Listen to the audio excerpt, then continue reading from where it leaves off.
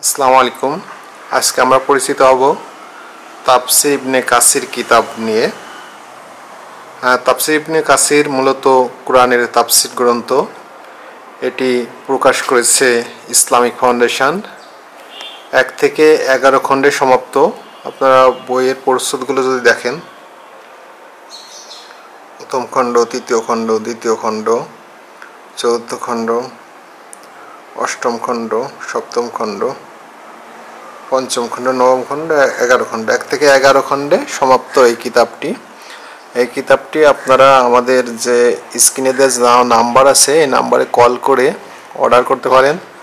তবে এই বইটি সবসময় অ্যাভেলেবল থাকে না, অনেক সময় বিভিন্ন জায়গা থেকে সংগ্রহ করে দিতে হয়। তবে আমরা সবসময় অরিজিনাল কিতাব দেওয়ার চেষ্টা করি, কখনোই আমরা আপনাকে ফটোকপি কিতাব দিয়ে ঠকানোর চেষ্টা করব না।